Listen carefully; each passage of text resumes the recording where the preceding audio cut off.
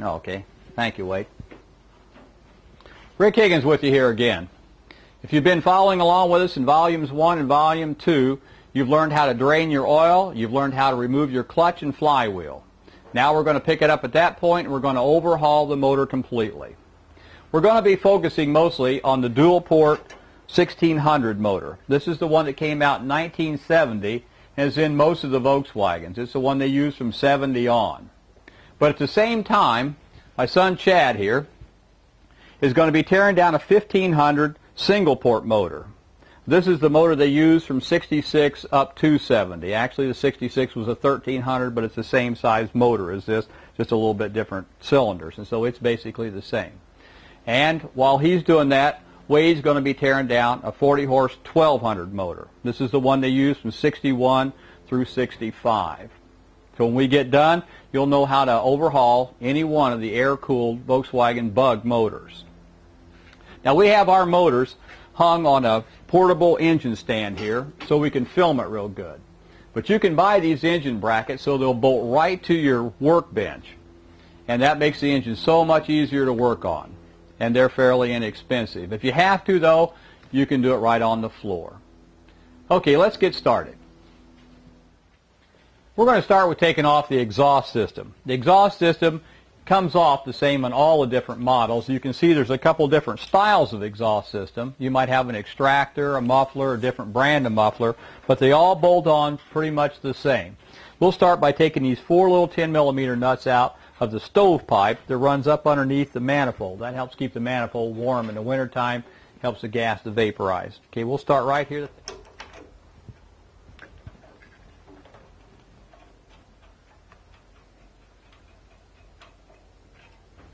And once you have that out of there, then you can just unscrew the thermostat from this rod, this thin rod that's coming down through the head that's actually attached to the shrouding up above.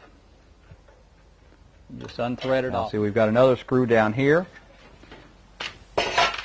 Same 10mm wrench. Slip that out of there. Now we can see our rod that runs behind here that controlled by the thermostat. We've got a clip on each end of this here that we'll remove. Before I set this down, Wade, you want to point out that thermostat rod? That's the little rod that goes down through the head and screws on that thermostat underneath that we saw just a few minutes ago. Difference in these 3 motors.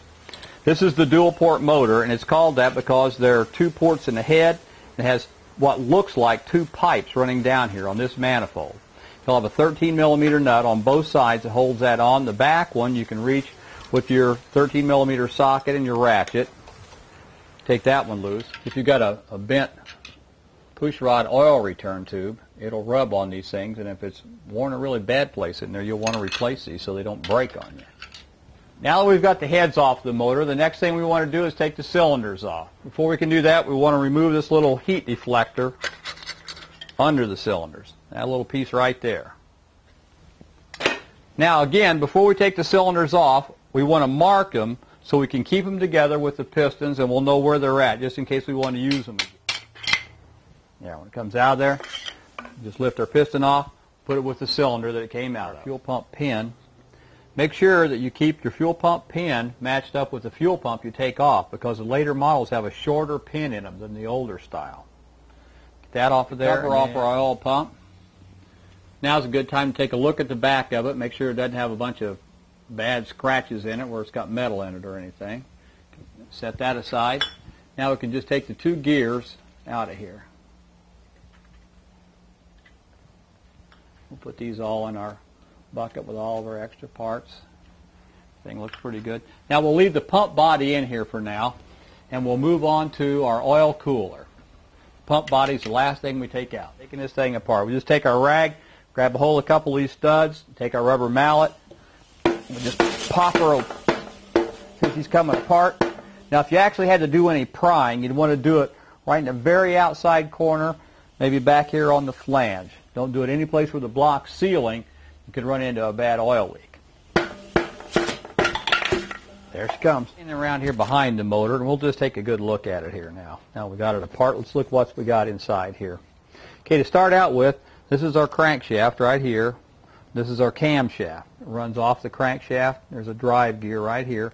turns the camshaft over. There's another gear right here that turns the distributor drive that's down underneath. You can't see it from here. The crankshaft is supported by 4 bearings right here. It's just setting in the block. There's a small bearing here, but there's 3 big, heavy, what they call main bearings. That's our main bearings there. And then the rods are on the throws of the crank. You can see how it looks like a crank here. And those are the rod bearings that are underneath that these things ride on the crankshaft. Let me get a piston here. Now the pistons, you know, remember, bolted on the end or pinned on the end of here, and they go up and down. You know, the explosion's on top of the piston, pushes the crank around, and that's what drives the car. Let me see if we can make this motor here for you real quick. You can see what's going on here. There we go. Now, can you see that? See, it's turning the camshaft around. You see the lobes on the camshaft coming up and down, those egg-shaped pieces there? Now that's what opens and closes the valves. They're timed. Now you can see the saddle right here on the 40-horse motor compared to the one over here in the 1600 motor is much smaller. The hole right here in the 40-horse is much smaller. In fact, you see the hole right here in the 1600 is almost twice as big. The 1500 over here, the saddle is a little bigger than the 40-horse. The hole looks about the same. Actually, the hole on the other side, the pickup hole, is a little bit bigger. Now let's go take a look at the pumps themselves. Now with all 3 pumps lined up here, we can see how different they are. This is our 40-horse pump, the one out of Wade's motor here. See how short the gear is in here compared to these other 2. So we can look at that bearing and get an idea of what kind of condition the bearings are, the main bearings are in our motor. Now I've got a brand new main bearing. We hold that up next to this one. We can see that the brand new bearing is nice and gray on the inside. They'll show somewhere, but the biggest wear is going to be on the lobes, right on the end of the lobes. And you can see on this one here where there's gray starting to show through. That's evidence of a lot of wear. When that gray starts to show through, you're through the hard material into the softer. And you'll notice it has edges on it, especially compared to the other bearings. And these edges are on here for a purpose. Really, these are what absorb the thrust on the crank. Now, I'll show you what that means. We'll look at crank in a block here. Now, Chad's got a head start on us here. He's already got the rods on his crank. He got the crank down in the block, but it'll give us an opportunity to be able to see how that crank floats back and forth in there. Show them how it does that, Chad. See that space right in there? And the edge of this bearing is what absorbs that shock, although the crank doesn't really move that much, because the end play is adjusted out here on the end. So it just barely moves, and we're going to show you how to set that. In fact, I'll show you. Okay, we got that in there. Now, just get a hold of our crank by 1 and 2, and just set it right down in the block here. And now we need to line up our dowel pins. Our rods are standing up there. And we'll just guide it down over those studs. There we go. It's together. Now, strange looking ones here that have the ridge around the middle like that. But on one side they have a 10 millimeter hole, and on the other side they have an 8 millimeter hole. And these are adapter seals. We'll show you what those are for in a little bit. And then there will probably be 2 seals in here like this here that have a real thick rib in the middle of it. Those were for the Type 3 motors. We won't be using those at all. Now here's the coolers that we have. Again, here's the old 40-horse 1200 cooler, the 8 millimeter hole right here. And then in 1970, they came out with this cooler that has the 10 millimeter holes. This is when the came out with the 1600 engine that had the dual relief. Okay, now that we've got our rocker arms on here, we're going to adjust our valves. Now you learned how to do this in Volume 1, but I'll refresh you just a little bit. Now remember, we want to get our engine up on number 1 cylinder, and to do that we bring the notch on the pulley up to the top and we rock it as we look at our rockers here to make sure that they're not moving. If they're moving, we're on 3. You see that there? Not only is the fan larger, but Volkswagen spent over $1 million researching this. There's other little ducts and vents inside this shrouding here to make it run more efficient and have the air spread out over the motor completely. So don't think you can take any of these little things out of there and make this work any better, because this is efficient as it can possibly get. So if you're ever wondering, down here, a little biscuit gasket that goes on there.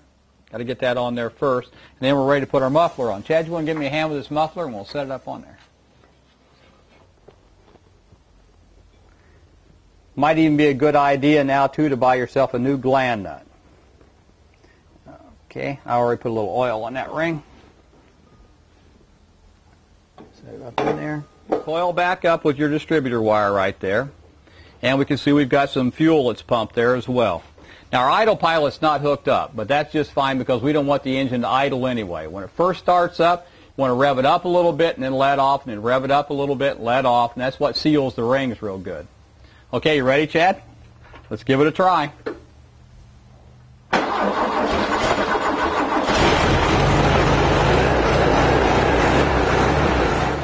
What we've learned here is not only going to save you several $100s, but what it does for your self-confidence, you couldn't even put a price on.